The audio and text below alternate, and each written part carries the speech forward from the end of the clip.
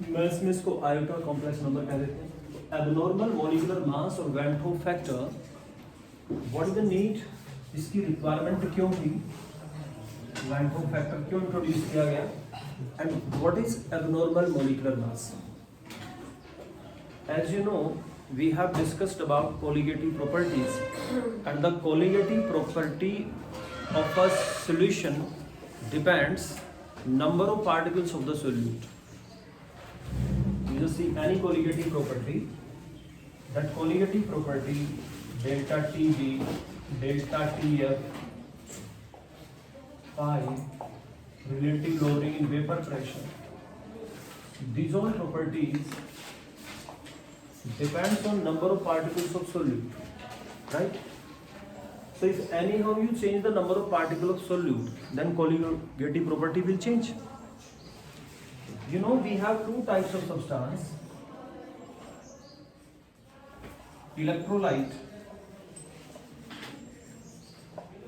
एक सब्सटेंस को हम कहते हैं इलेक्ट्रोलाइट और एक को हम क्या कहते हैं, non electrolyte. Non electrolyte, non electrolyte ऐसे सब्सटेंस को कहते हैं कि अगर उसे वाटर में डिसॉल्व किया जाए या किसी लिक्विड में डिसॉल्व किया जाए तो वो सब्सटेंस अपने कॉन्स्टिट्यूएंट पार्टिकल्स में या आयंस में डिसोसिएट नहीं होता, that will not dissociated in constituent particles. आप यूरिया लेते हैं, यूरिया,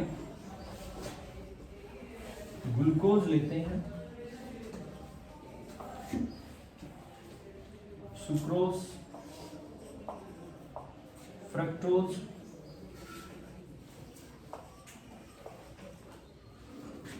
शुगर, माल्टोज और भी बहुत सारे सब्सटेंस हैं। अगर इन सब्सटेंस को आप वाटर में डिसॉल्व करते हैं तो ये वाटर में डिसॉल्व हो जाते हैं, लेकिन अपने आयंस में डिसोसिएट नहीं होते और ना ही इनके एक्वस सॉल्यूशन इलेक्ट्रिसिटी कंडक्ट करते, ठीक है ना। तो what are non electrolyte substance, वो substance which are not conduct electricity in their molten or aqueous state and not dissociated in their constituent ions, ठीक है। तो अगर आपसे कोई पूछे what are non electrolyte, a substance which do not dissociated in its constituent ions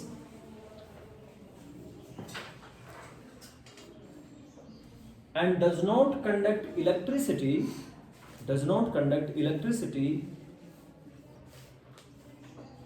dissociated in their ions and does not conduct electricity in their molten state। molten का मतलब समझते हैं इंग्लिश में, molten state, and secondly in their aqueous form, aqueous state, right।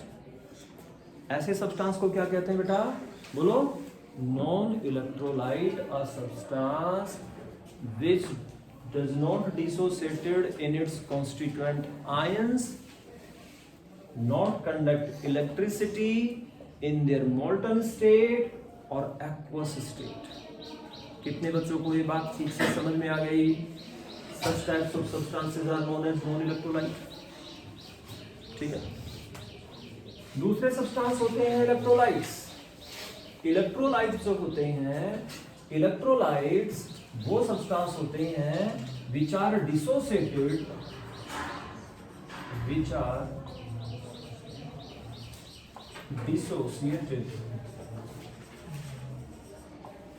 in their constituent ions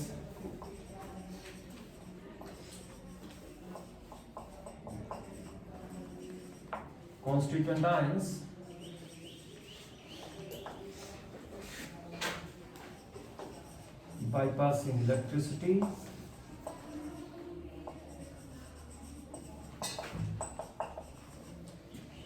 in their molten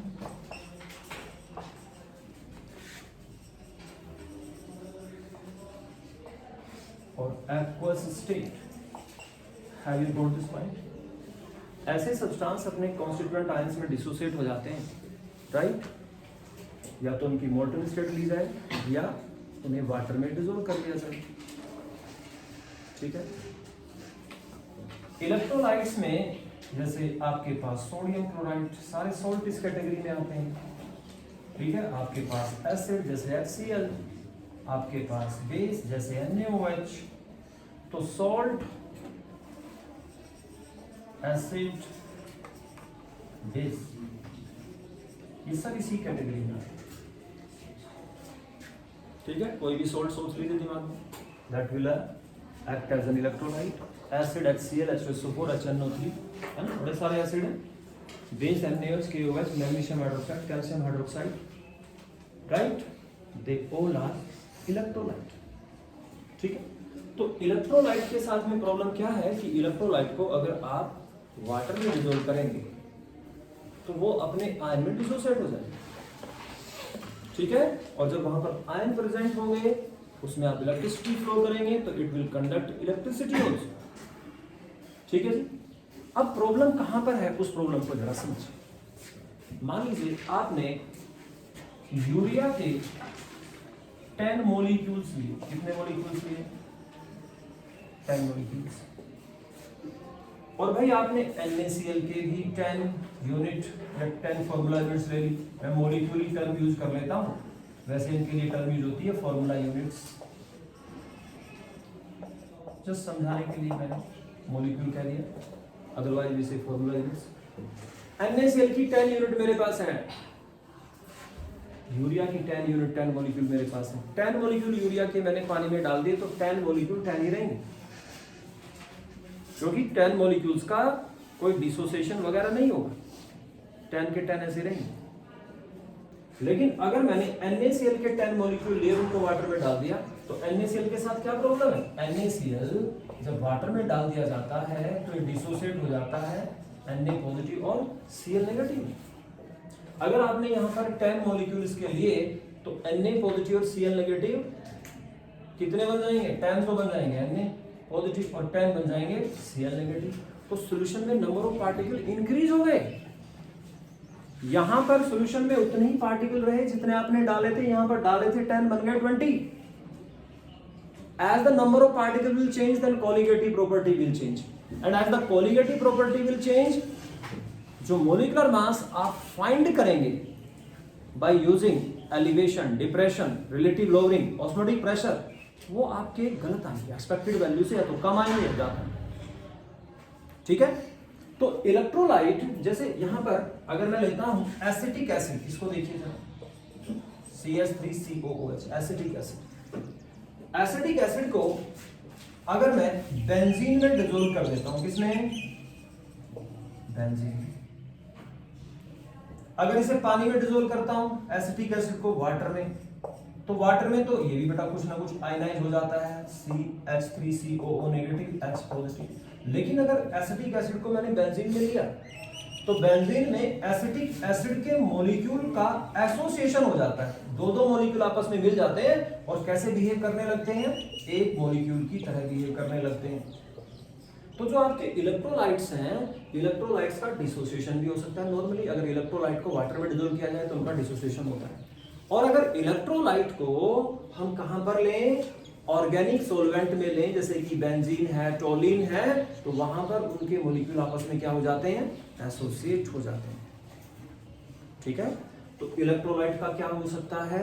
association हो सकता है and dissociation हो सकता है, डिपेंड करेगा मीडियम पर। अब जैसे एसिटिक एसिड है, पानी में डाला तो डिसोसिएशन हुआ, बेंजीन में डाल दिया बेटा एसोसिएशन हुआ। क्या ये बात सब बच्चों को समझ में आ गई?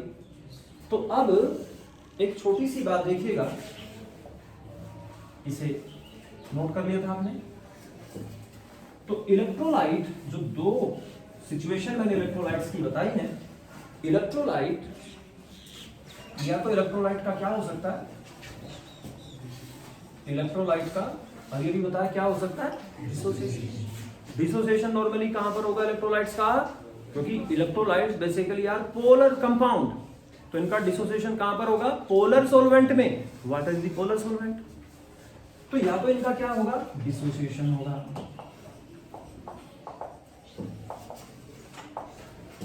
दूसरी सिचुएशन क्या होगी? इनका क्या हो सकता है बेटा? एसोसिएशन होगा। आपने यहां पर लिया था NaCl, NaCl का एक मॉलिक्यूल अगर आप ले रहे हैं, 1 फॉर्मूला यूनिट अगर आप इसके लिए में पानी में डाल दिया तो NaCl आपने डाला 1 सोडियम क्लोराइड, लेकिन उसमें डालते ही कितने बन जाएंगे 2, एक बन जाएगा Na पॉजिटिव, एक बन जाएगा Cl। NaCl का मोलर मास जानते हो आप कितना होता है, जल्दी निकाल के बताओ। Na23 Cl 35.5, this is 58.5, right. इसी तरह से मैंने लिया एसिटिक एसिड CH3COOH, इसको मैंने वाटर में डिसॉल्व किया था बेटा, और यहां पर मैंने बेंजीन या टोलिन या कोई carbon tetrachloride non polar solvent ले लिया। इसके मैं 2 मॉलिक्यूल लेता हूं एसिटिक एसिड के, तो ये 2 मॉलिक्यूल एसिटिक एसिड के वाटर में तो डिसोसिएट होंगे, लेकिन बेंजीन में इनका क्या हो जाएगा एसोसिएशन, और एसोसिएशन में लिए थे 2 बन गया 1, लिया था 1 बन गए 2, लिए थे 20 molecule, 20 formula unit of NaCl, कितनी बन जाएंगी 40, 10 and 20 Na positive 20 Cl negative, total कितने बन जाएंगे 40। यहां पर मैंने अगर 20 लिए तो बताइए कितने बन जाएंगे, दो दो दो दो आपस में मिलकर के एक की तरह बिहेव करेंगे, तो 20 के कितने बन जाएंगे 10। तो डिसोसिएशन में नंबर ऑफ पार्टिकल्स इंक्रीज होते हैं, एसोसिएशन में नंबर ऑफ पार्टिकल डिक्रीज होते हैं, ठीक है। जब यहां पर मैं एक्सपेरिमेंट से, ये तो कैलकुलेटेड मॉलिक्यूलर मास है, नॉर्मल मॉलिक्यूलर मास है, जब मैं एक्सपेरिमेंट से कोलिगेटिव प्रॉपर्टी लगा करके NaCl का मॉलिक्यूलर मास फाइंड करता हूं, तो यहां पर आना चाहिए था 58.5, कम आता है ये 38.5 या 39.5 या 36.5 ऐसा आता है, इस एक्सपेक्टेड वैल्यू से कम आता है। यहां पर एसिटिक एसिड का निकालिए, अगर आप मॉलिक्यूलर मास निकालेंगे एसिटिक एसिड का 60 आता है, लेकिन जब आपने कोलिगेटिव प्रॉपर्टी, अभी 4 कोलिगेटिव प्रॉपर्टी बताइए, उनको लगा करके जब आप इसका मोलर मास फाइंड करते हैं, कोलिगेटिव प्रॉपर्टी का यूज क्या है, to find the molar mass of the solute, ये सबसे बेस्ट यूज है इसका। तो भाई जब इसका यहाँ पर मैं मोलर मास निकालता हूं तो पता चला इसका मोलर मास आता है 120, और 120 आना भी चाहिए, क्योंकि अब जो एक मॉलिक्यूल था वो अकेला नहीं है, बल्कि वो आपस में एसोसिएट होकर के बिकॉज ऑफ हाइड्रोजन बॉन्ड एक मॉलिक्यूल की तरह बिहेव कर रहे हैं। देखिए इसमें हो क्या जाता है, ये जो इसके 2 मॉलिक्यूल्स थे एसिटिक एसिड के बना रहे हैं, जो कुछ बोर्ड पे सब कुछ लिख रहे हैं, CH3 COH C double bond O, तो इनमें यहां पर क्या बन जाता है बच्चे, hydrogen bond H bond. Hydrogen bond form होने से ये 2 मॉलिक्यूल एक मॉलिक्यूल की तरह बिहेव करने लगते हैं, और इसे हम कहते हैं डाइमराइजेशन। क्या कहते हैं इसको, डाइमराइजेशन। और डाइमराइजेशन अगर आपने 20 मॉलिक्यूल लिए हैं, कितने मॉलिक्यूल लिए हैं 20, तो 20 में अगर 100% डाइमराइजेशन होगा तो 2 के पेयर बन जाएंगे और एक मॉलिक्यूल की तरह बिहेव करेंगे, तो 20 के कितने बन जाएंगे 10। अब 2 मॉलिक्यूल का मॉलिक्यूलर मास इकट्ठा अगर आप निकालेंगे तो 60 + 60 120 आएगा। तो एसोसिएशन में मॉलिक्यूलर मास क्या आता है, एक्सपेक्टेड वैल्यू से ज्यादा, डिसोसिएशन में क्या आता है, एक्सपेक्टेड वैल्यू से कम। उस मॉलिक्यूलर मास को कहा जाता है एबनॉर्मल मॉलिक्यूलर मास। कितने बच्चों को बात समझ में आ गई, सीधी सीधी बात बताइए, हाथ उठा के बताएं, किसी को रिपीट करवाना फिर से। तो क्या लिखे बेटा, what is abnormal molecular mass, simple सी लैंग्वेज में लिख देंगे, what is abnormal molecular mass due to dissociation or association.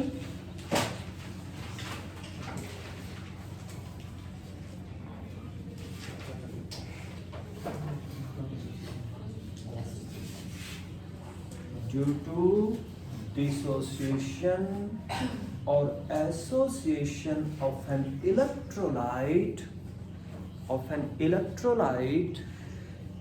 in a solution,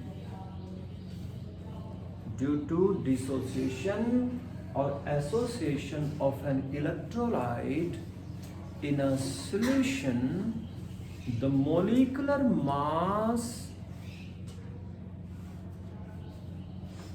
the molecular mass of the electrolyte, the molecular mass of the electrolyte is less than or more than, is less than, dissociation में less than or more than the expected value, less than or more than the expected value.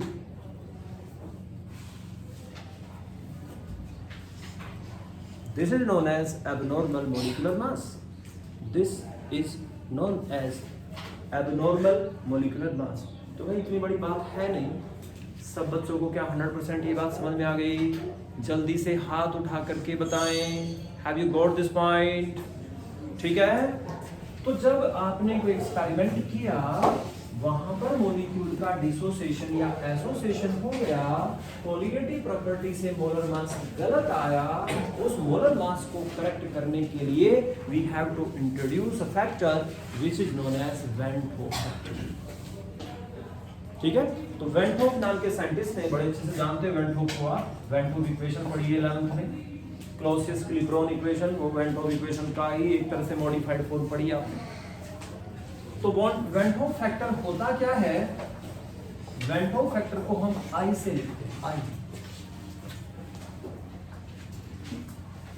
तो भाई when Hoff factor I होता किसके equal है? This is equal to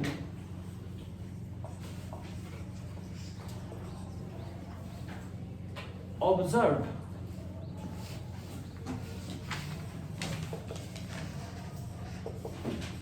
colligative property. Observed colligative property, जो experiment से colligative property आपने निकाली, delta T F delta T B, वो observed colligative property divided by normal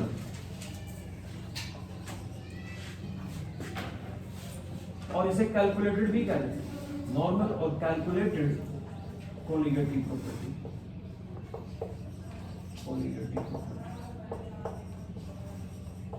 normal or calculated colligative property का मतलब है जब मॉलिक्यूल का डिसोसिएशन या एसोसिएशन नहीं हो रहा है, उस टाइम पर जो कोलिगेटिव प्रॉपर्टी की वैल्यू आई है। नीट में सीधा सीधा क्वेश्चन पूछा हुआ है, आई पहचानो किसके इक्वल है। इसका जो बेस्ट वे है इसको समझने का, तो वो ये है, एक तो ये फार्मूला याद रखेंगे भाई, ऑब्जर्व समझ रहे हो? ऑब्जर्व का मतलब समझ रहे हो? ऑब्जर्व कोलिगेटिव एक्सपेरिमेंट किया, डेल्टा टीएफ की जो वैल्यू आपने एक्सपेरिमेंट से निकाली, ऑब्जर्व इज एक्सपेरिमेंटल वैल्यू। जब उसका डिसोसिएशन नहीं हो रहा था, एसोसिएशन नहीं हो रहा था, ये मान करके आपने अपने आप बैठ के कैलकुलेशन की कि इसका मॉलिक्यूलर मास CH3COOH का 60 आना चाहिए। ठीक है, that is simply known as normal calculated colligative property, जब उसका डिसोसिएशन या एसोसिएशन नहीं हो रहा। आगे इस आई को न्यूमेरिकल में हर जगह इस तरह से यूज करेंगे, नंबर ऑफ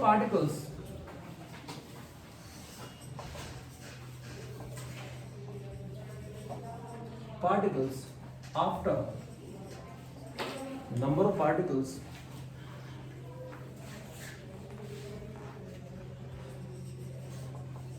after dissociation, और दूसरा साथ साथ क्या होता है, association, divided by number of particles before dissociation, association, that is known as Van Hoff factor. That is known as Van Hoff factor. क्या ये बात समझ में आ गई?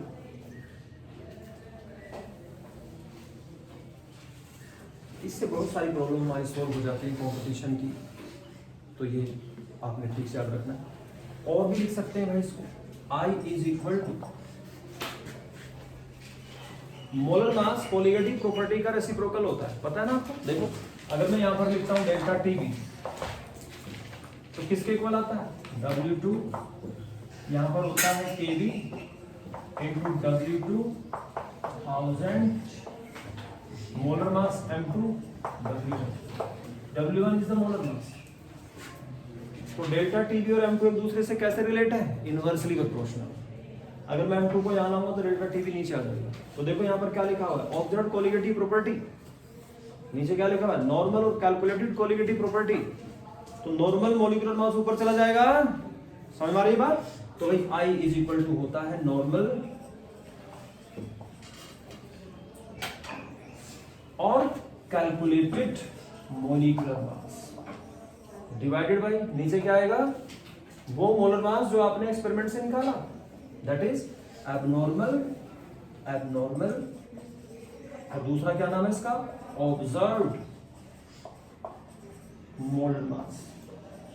क्या सब बच्चों को बात समझ में आ गई? तो ये तीन बातें आप याद रखेंगे इसके बारे में। समझ में पॉइंट ठीक से आ गया? ठीक है, हटा रहा हूं उसको।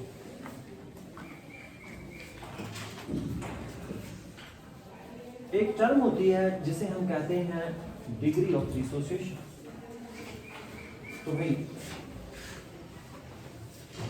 नेक्स्ट पॉइंट आपने लिखना है, next point we have to discuss degree of dissociation, degree of dissociation alpha and I भी बताया आपको, degree of dissociation and I, इनमें आपस में क्या रिलेशन होता है, किस तरह से आपने आई को कैलकुलेट करना सीखना है, वो बातें डिस्कस करेंगे।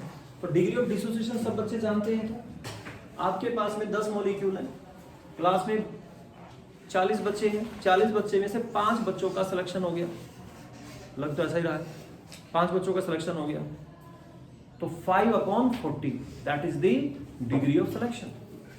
40 में से 40 का सिलेक्शन हो गया, 40/40 100% या 1, this the degree of selection. मेरी बात समझ में आ गई? आपने लिए NaCl के 10 मॉलिक्यूल, अगर 10 में से 5 मॉलिक्यूल का डिसोसिएशन हुआ, 15 मॉलिक्यूल का डिसोसिएशन नहीं हुआ, जरूरी नहीं है जितने मॉलिक्यूल आप ले रहे हैं सबका डिसोसिएशन हो जाए, अगर हो जाए तो well and good, no problem, degree of dissociation 100% आ जाएगी। ठीक है, तो जो डिग्री ऑफ डिसोसिएशन अल्फा होती है वो किसके इक्वल होती है, number of moles molecules dissociated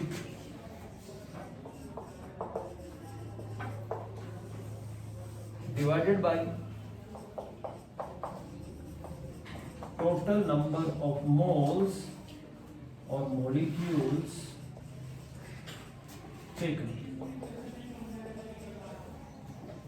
और भाई इसको अगर किस में निकालना है, परसेंटेज में, तो क्या करेंगे, किससे मल्टीप्लाई कर देंगे, 100 से। वैसे अगर आप नॉर्मल निकालेंगे तो डिग्री ऑफ डिसोसिएशन 1 से ज्यादा नहीं हो सकती। 40 स्टूडेंट थे, 40 सेलेक्ट हो गए, तो 40/40, ठीक है, 40/40 आ गया 1, 100%, 100 से मल्टीप्लाई करें तो 100% सिलेक्शन। समझ में बात आ गई? ऐसे करेंगे इसको।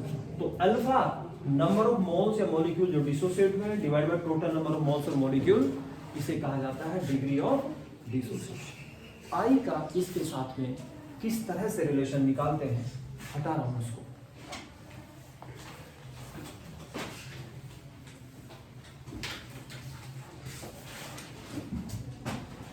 मैं मान के चल रहा हूं मेरे पास में ये एक मॉलिक्यूल है AN, इसका डिसोसिएशन हो जाता है, और इसका डिसोसिएशन होने पर बनते हैं A मॉलिक्यूल। एक पार्टिकल लिया, ऐसे समझिए, इसका डिसोसिएशन हुआ, N पार्टिकल बनते हैं। NaCl लिया था 1, 2 बनते हैं। KCl लिया था 1, K पॉजिटिव Cl नेगेटिव, 2 बनते हैं। एल्यूमिनियम सल्फेट लिया, क्या लिया मैंने, एल्यूमिनियम सल्फेट Al2SO4, डिसोसिएशन हुआ, 2 बनेंगे एल्यूमिनियम और भाई 3 बनेंगे सल्फेट। बात समझ आ रही है? तो मैंने AN इसे कह दिया, किसी को भी मैंने AN मान लिया, तो नंबर ऑफ पार्टिकल कितने बने, N बने। इसका मैं ले लेता हूं 1 मोल, स्टार्टिंग में इसका कितना ले लेता हूं, 1 मोल। कितना लिया मैंने इसका, जब तक डिसोसिएशन स्टार्ट नहीं होगा तो प्रोडक्ट कितनी बनेगी, 0। कितनी प्रोडक्ट बनेगी, 0 बनेगी। ठीक है, अभी मैंने जो इसमें इक्विलिब्रियम स्टैब्लिश होता है, because this is an equilibrium state, equilibrium पर इसमें मैंने अल्फा की कमी कर दी। ठीक है, देखो अल्फा क्या है, अभी आपको बताया था, number of moles dissociated divided by total number of moles taken,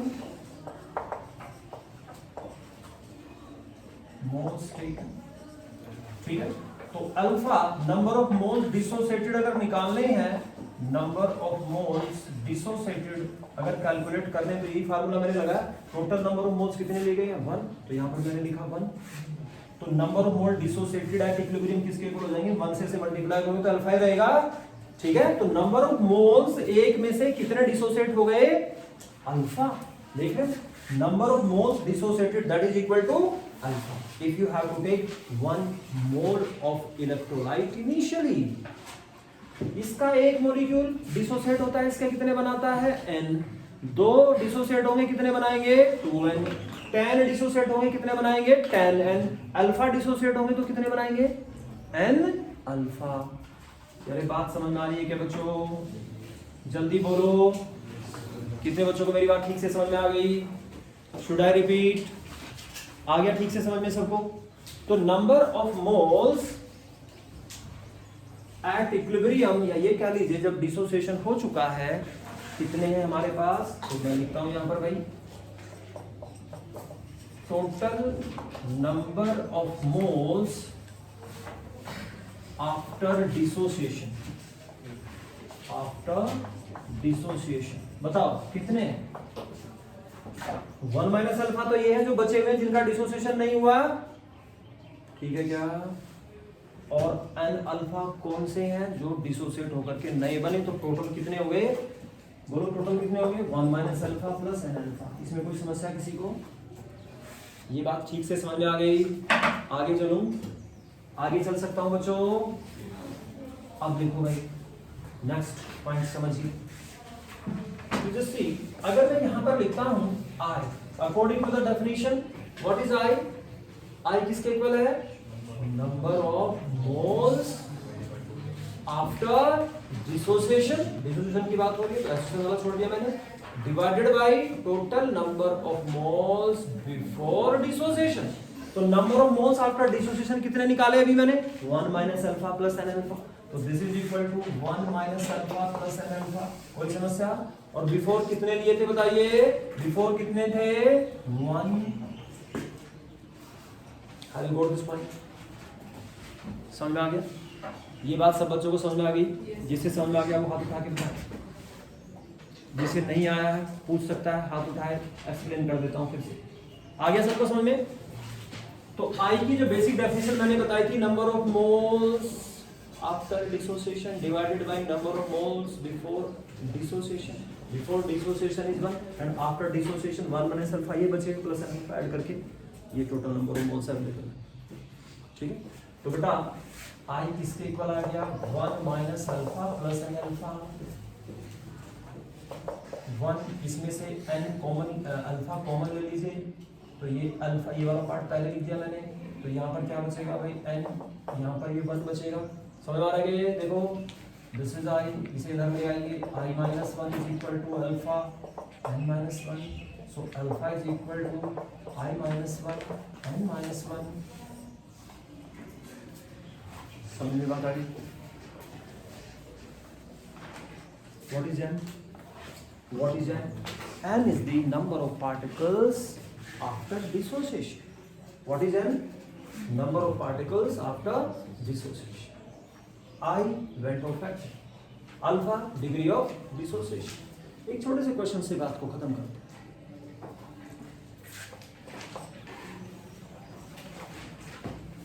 potassium ferrocyanide K4FeCN6 20% dissociated in its aqueous solution. कितना डिसोसिएट होता है ये, 20% dissociated in its aqueous solution. Calculate ventro factor, calculate, क्या कैलकुलेट करना है बेटा, ventro factor. Potassium ferrocyanide K4FeCl6 20% dissociated in its aqueous solution, calculate when Hoff factor. ये complex compound है, आगे चैप्टर में पढ़ेंगे कॉम्प्लेक्स कंपाउंड। फिलहाल इतना याद रखें कि अगर आप K4FeCl6 को वाटर में डिसोल्व करेंगे तो K4FeCl6 वाटर में बेटा 4 बनाता है K पॉजिटिव आयन और 1 बनाता है फेरोसाइनाइड आयन। 4 ये बने, 1 ये बने, तो आपका डिसोसिएशन टोटल नंबर पार्टिकल बने 5। ठीक है बात, बोलो कितने पार्टिकल्स बनेंगे इसके? 5 बनेंगे। ठीक है, तो अब आपने फाइंड करना है I, तो alpha is equal to I minus 1 n minus 1। What is alpha? 20% dissociated. तो भाई मोल दिए नहीं है, इसलिए आप 1 मोल मान के चले, तो अल्फा की वैल्यू क्या आ जाएगी? 20%। 20% का मतलब 20/100।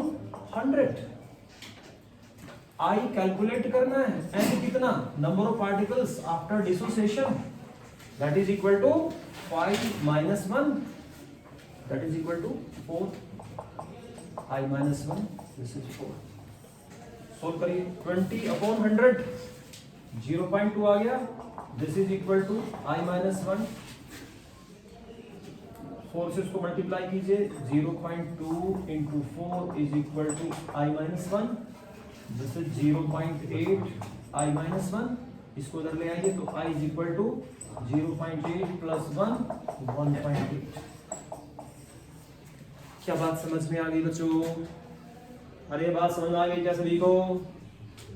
की पॉइंट में एक बात जल्दी से लिखिए, अगर मॉलिक्यूल के बारे में, किसी इलेक्ट्रोलाइट के बारे में वो मेंशन नहीं करता है कि 100% डिसोसिएट होता है, क्या मेंशन नहीं करता है कि ये 30% 20% डिसोसिएट नहीं होता। कई बार वो लिख देता है कि भाई ये आपका इलेक्ट्रोलाइट है 100% डिसोसिएटेड, कई बार लिखता ही नहीं है कि ये 100% डिसोसिएट हुआ, कहता है KCl का सॉल्यूशन है, उसका delta TB delta TF calculate कीजिए। वहां पर मान लेंगे कि वो कंपाउंड 100% डिसोसिएट होता है। जब कोई भी कंपाउंड 100% डिसोसिएटेड होगा, उसका वेन होफ फैक्टर ऑलवेज वो कितने नंबर ऑफ पार्टिकल प्रोड्यूस करता है उसके इक्वल होगा। अगर वो कहता है NaCl और उसने कहा ये 100% डिसोसिएट होता है, क्या डिसोसिएट होता है? 100%, तो इसका वेन होफ फैक्टर बताएं, I की वैल्यू बताएं, तो कितने पार्टिकल प्रोड्यूस करता है NaCl? NaCl खुद ही कह रहा है, एक Na एक Cl, AlCl3 100% डिसोसिएट होता है, बताइए when Hoff factor. Al1 Cl3, तो वेन होफ फैक्टर कितना हो गया? 4।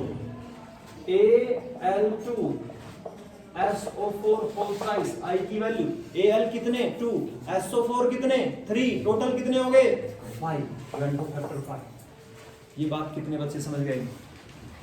तो अगर उसमें 100% लिखा हुआ है या 100% नहीं लिखा है तो भी हम 100% मान करके I की वैल्यू ऐसे डायरेक्ट जितने नंबर ऑफ पार्टिकल वो प्रोड्यूस करता है उससे निकाल सकते हैं। ठीक है, एक दूसरा न्यूमेरिकल लिख रहे हैं, खुद से सोल्व करके दिखाएंगे। Aluminium chloride, this one, AlCl3. Aluminium chloride, 40% dissociated in its aqueous solution. 40% dissociated in its aqueous solution.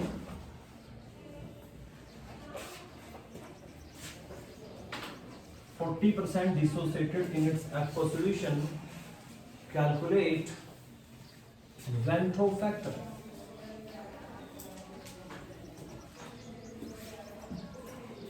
Aluminium chloride 40%, calculate I। देखिए सबसे पहले किसका आंसर आता है?